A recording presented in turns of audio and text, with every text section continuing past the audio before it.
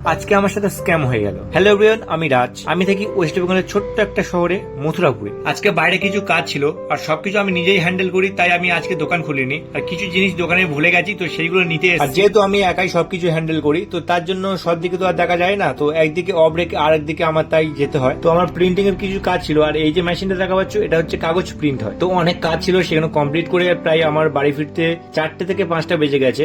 তো খাওয়া দাওয়া করে রেস্ট নিয়ে আবার আমি দোকানে চলে এলাম। তো প্রতিদিনের মতো আজকেও নর্মালি কাস্টমার যেমন আসছিল, কাস্টমারকে ছেড়ে দিয়ে তারপরে আমার যে মিশোর রিটার্ন গুলো ছিল সেইগুলো আমি চেক করছিলাম। তো তার মধ্যে আমি দেখি যে আমার একটা স্ক্যাম হয়ে গেছে। আমার প্রোডাক্ট অর্ডার দিয়ে অন্য প্রোডাক্ট ঢুকিয়ে দিয়ে আমাকে সেটা রিটার্ন করে দিয়েছে। আর এটা যেহেতু কাস্টমার রিটার্ন ছিল না, কোরিয়ার রিটার্ন ছিল, তো এটা কোরিয়ার বয় করেছে। তো এটা নিয়ে যখন আমি মিশোতে কমপ্লেন করতে গিয়েছিলাম, তখন দেখলাম যে আমার ডেট ওভার হয়ে গেছে, কারণ এটা আমার অনেকদিন আগে পড়েছিল। তো আমি পরবর্তীকালে এটা চেক করছিলাম। কিছু করার নেই, লসটাকে মুখ বন্ধ করে চুপ করে সহ্য করে নিতে হয়, কারণ এটাই হচ্ছে বিজনেস। আর তার উপরে ই কমার্স বিজনেস এটা নর্মালি ব্যাপার।